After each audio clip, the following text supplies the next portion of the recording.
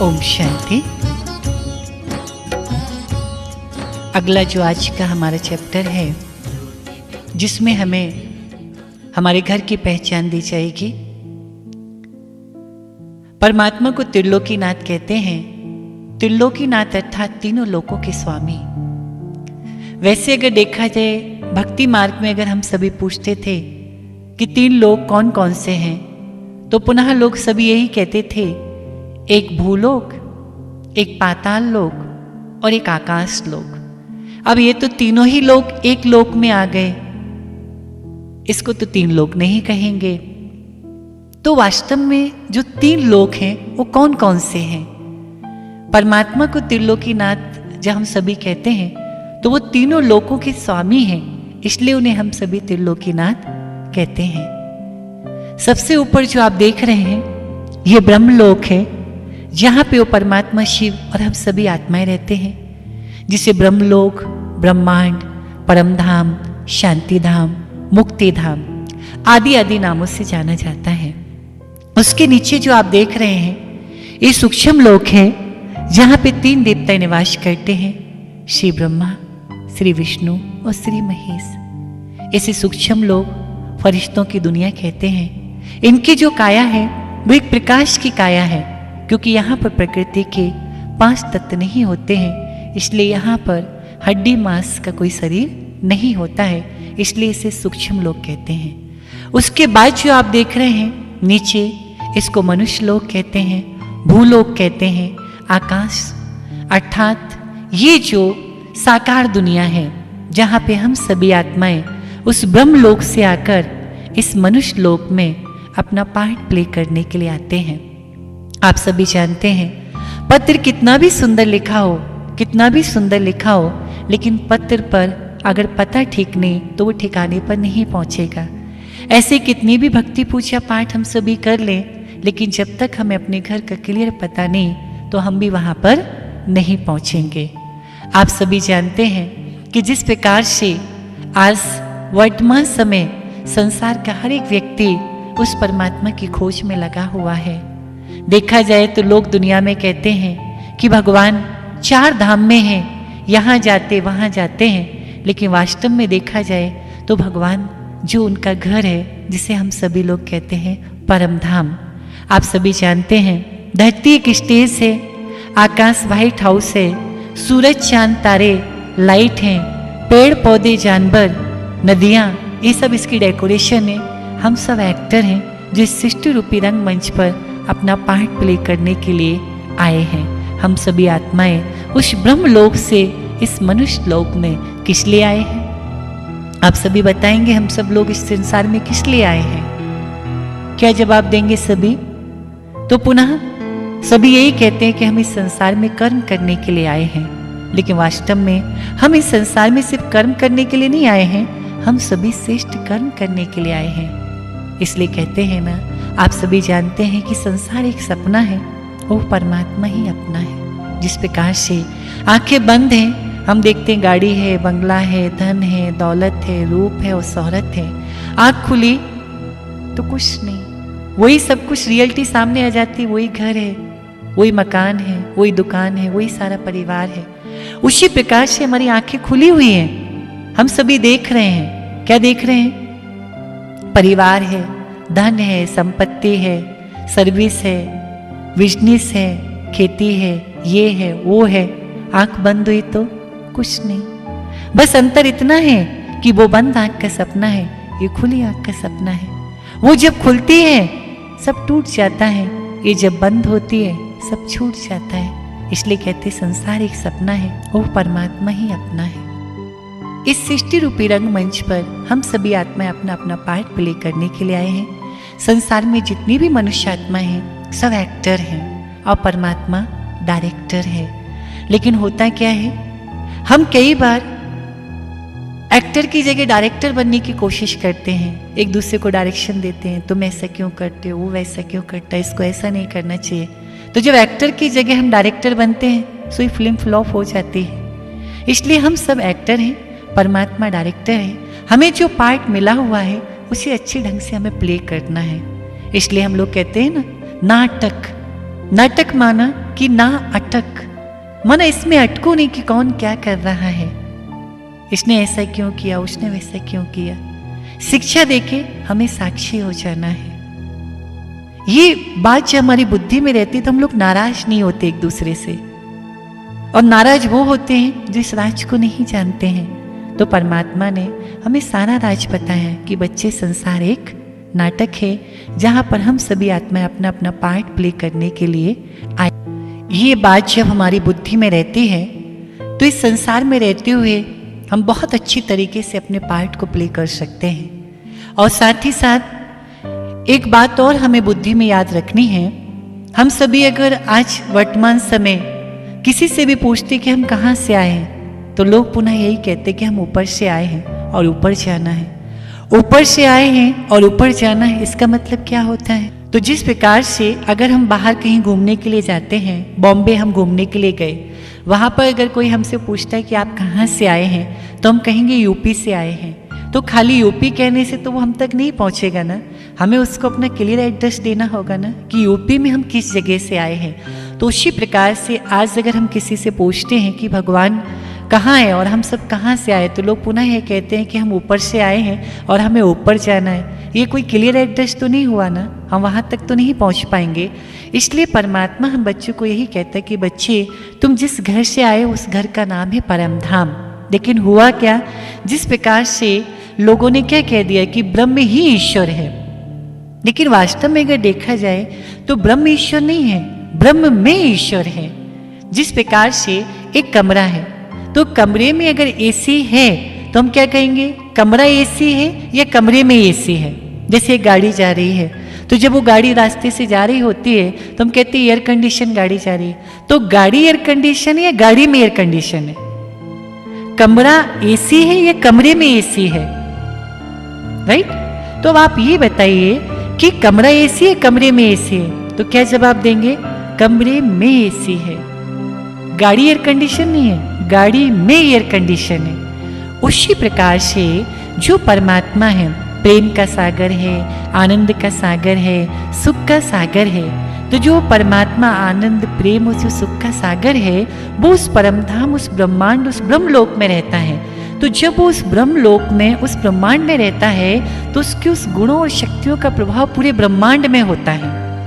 तो जब उसके गुणों और शक्तियों का प्रभाव पूरे ब्रह्मांड में होता है, तो जिस प्रकार से बड़े बड़े साधु संत महात्मा आदि जब ध्यान में उस ब्रह्मलोक में गए, है ना, या जब उन्होंने समाधि ली और समाधि लेने के बाद उस ब्रह्म में जब वो समा गए, तो जब वहां पर वो लोग पहुंचे ब्रह्मलोक में, तो उन्हें संपूर्ण ब्रह्मांड में आनंद, प्रेम, सुख, शांति की अनुभूति हुई।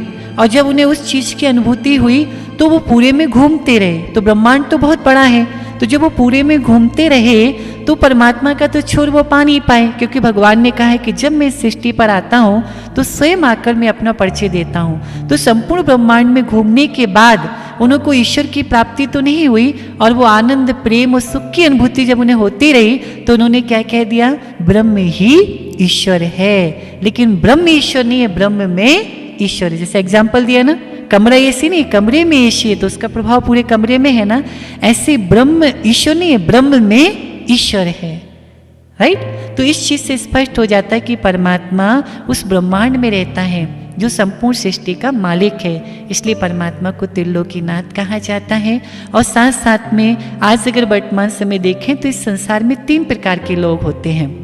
एक वो होते हैं जो इस संसार में सोचते कि हे प्रभु, हमें इस दुनिया से उठा लो, यहाँ पे बहुत दुख है, अशांति है, लड़ाई झगड़ा है, मार काट है, हे प्रभु हमें इस दुनिया से उठा लो, और एक बार प्रभु आप हमें अपने पास बुला लो तो दोबारा हमें यहाँ कभी नहीं भेजना। एक इस प्रकार के लोग होते हैं। दूसरे वो होते हैं जिस संसार के साधन सुविधाओं में इतने डूबे हुए हैं, इस संसार के सुख भोगने में, कि उनको अगर जरा सी भी बीमारी होती, तकलीफ होती, तो मौत से वो डरते हैं और परमात्मा से कहते कि प्रभु हमें कभी नहीं उठाना, हमें तो यहीं रहना है। अमर होने का अगर वरदान मिल जाए तो सबसे पहले तो वही मांगे। लेकिन उसके साथ साथ तीसरे वो प्रकार के लोग होते हैं जो सोचते हैं कि हम जाएं और आएं, तो एक वो जो सोचते हैं कि एक बार जाएं तो दोबारा ना आए, एक वो होते जो सोचते हैं कि हम यहीं रहें, हम वापस न जाएं, और तीसरे वो होते जो हम आए और जाएं। तो अच्छा आप बताइए, उन तीनों में से आप किस डिग्री के हैं? आप अपने को किस क्वालिटी में समझते हैं? बताइए आप सभी हाथ उठाएं कि हम किस क्वालिटी के हैं। यही रहना चाहते हैं, या जाना चाहते दोबारा नहीं आना चाहते हैं, या आना और जाना चाहते हैं, राइट? तो इसमें आप एक बात समझ लीजिए, अगर हम सोचे कि हम वापस वहीं जाएं, दोबारा नहीं आए, ये नहीं हो सकता। अगर हम सोचे हम यहीं रहें, वापस ना जाएं, ये भी नहीं हो सकता है। ये संसार का खेल है, हमें आना है और जाना है। जिसके लिए एक छोटा सा एग्जाम्पल देते हैं।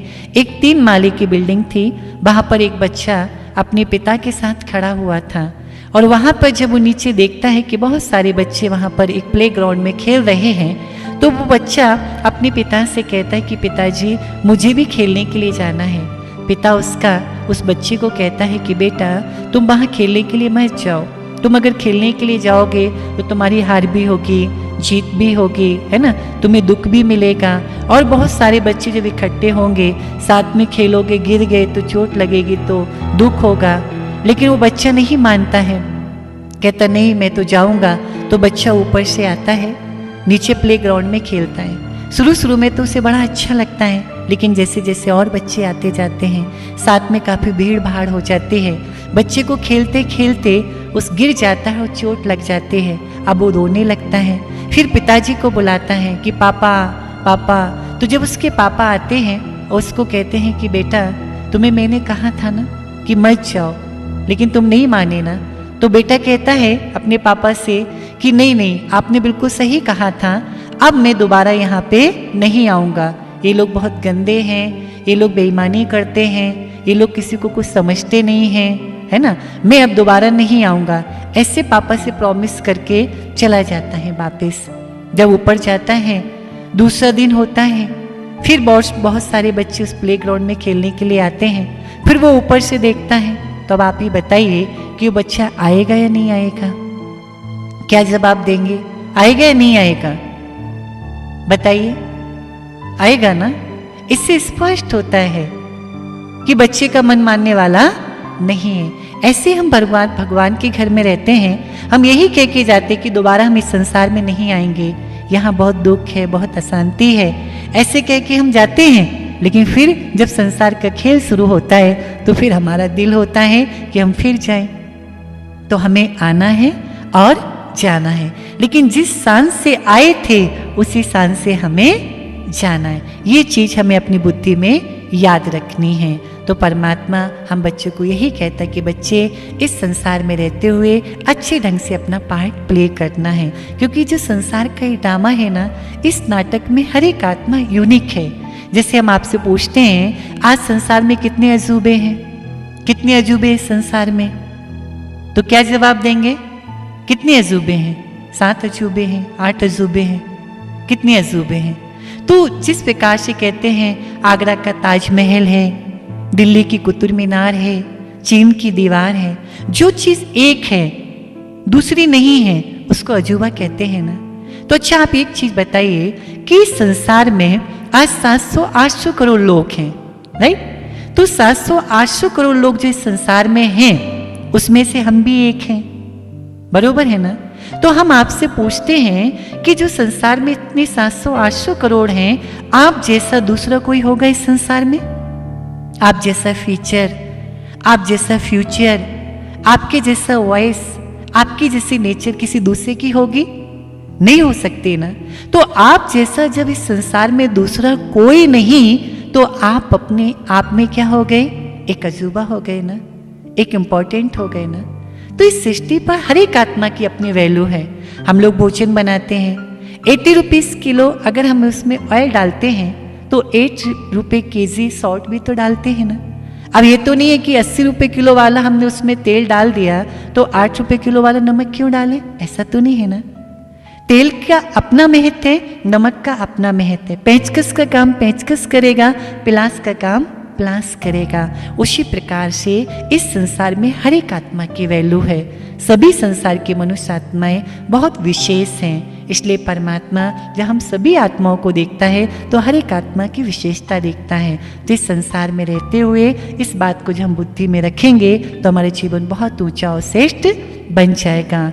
लेकिन लास्ट में अगर हम ठीक से नहीं चले तो क्या कहते हैं, न मंदिर का पता होगा न मस्जिद की बिना होगी, न मंदिर का पता होगा न मस्जिद की बिना होगी, जमी तावेर की होगी समा फौलाद का होगा, आदम तख्त पर होगा और खुदा इंसाफ पर होगा। अब आप बताइए उस टाइम आप क्या करेंगे? ना मंदिर का पता ना मस्जिद का पता। आप कहीं भी गए हो, मंदिर गए हो, मस्जिद गए, गुरुद्वारे गए, चर्च गए, आप कहीं पे भी गए हो, जमी तावेर की, यहाँ पे भी उसका साम्राज्य, समा फौलाद का, वहां पे भी उसका राज होगा। ना आप जन्म ले पाएंगे ना उसके घर जा पाएंगे। आदम तख्त पर अर्थात वो ब्रह्मा पिताश्री ब्रह्मा तख्त पर होंगे, खुदा इंसाफ पर। उस टाइम तो आपके कर्मों का हिसाब किताब लिया जाएगा ना। इसलिए प्यारे भाइयों और बहनों, इस संसार में हम सभी आत्माओं को श्रेष्ठ कर्म करना चाहिए। इस रंगमंच की हमें शोभा बढ़ाना चाहिए और साथ ही साथ बुद्धि में ये याद रखना चाहिए कि इस संसार में हम एक मेहमान हैं। इसलिए कहते नहीं, जो अपने को समझेगा मेहमान वो बन जाएगा महान। तो ये संसार हमारा गेस्ट हाउस है और परम धाम हमारा रेस्ट हाउस है। ओम शांति, ओम शांति। हे प्रभु संतानों, यदि सच में यह वीडियो आपके दिल को लगी हो तो फिर इस वीडियो को संसार की सर्व आत्माओं तक पहुंचाने में इस ईश्वरीय कार्य में मददगार अवश्य बनना, अवश्य बनना, अवश्य बनना। ओम शांति, ओम शांति, ओम शांति।